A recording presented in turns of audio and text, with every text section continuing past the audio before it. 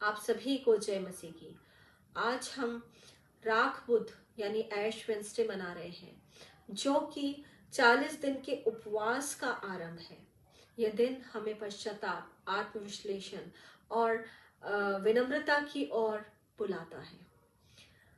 पवित्र शास्त्र के मरकुस की पुस्तक से जब हम पहले अध्याय के 15वें पद को पढ़ते हैं तो वहां पर लिखा है, मन फिराओ और सुसमाचार पर विश्वास करो।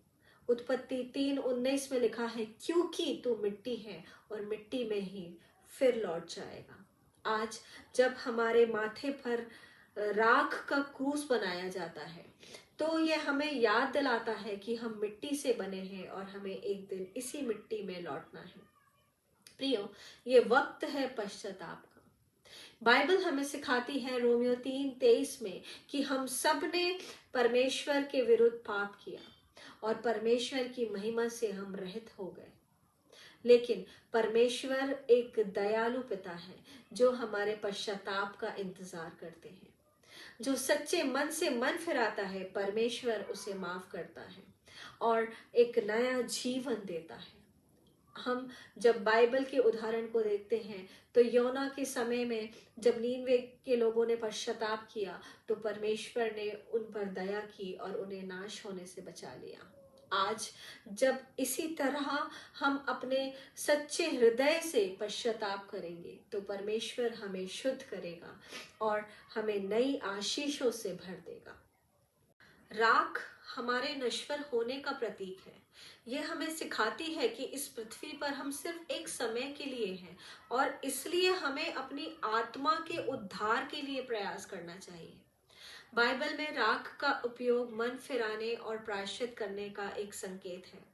जैसे नीनवे के राजा ने अपने वस्त्र फाड़े और वे राख पर बैठा और उसने परमेश्वर से दया मांगी। जब हम योना के 3rd चैप्टर के 6th वर्स को पढ़ते हैं तो वहां हम देखते हैं राख विनम्रता का भी प्रतीक है।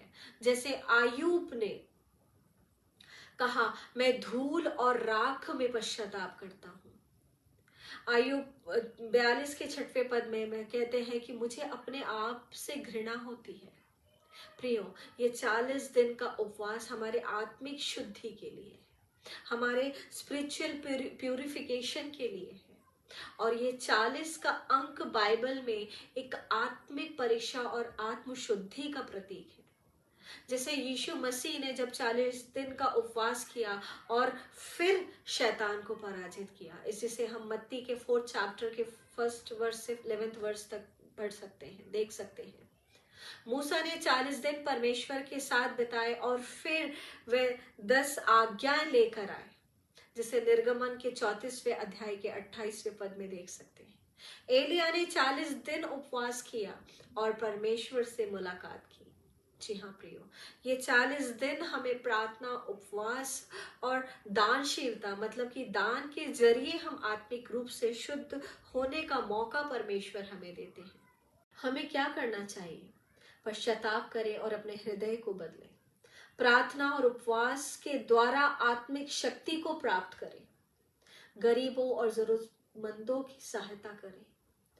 अपने जीवन का आत्मविश्लेषण करें और पवित्र जीवन जीने का संकल्प लें।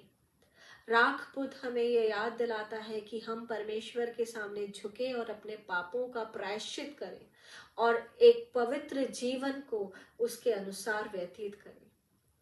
प्रियो, यीशु ने हमें अनमोल अवसर दिया है कि हम अपने पापों से मुक्त होकर एक नए जीवन की ओर बढ़े। आज हमारी सबकी यही प्रार्थना होनी चाहिए कि हे प्रभु, मुझ पापी पर दया कर, जिस तरह लूका के 18 अध्याय के 13वें पद में लिखा है। आइए इस 40 दिन के सफर को गहरी प्रार्थना, सच्चे पश्चाताप और परमेश्वर की आराधना में व्यतीत करें। परमेश्वर आप सभी को आशीष दे।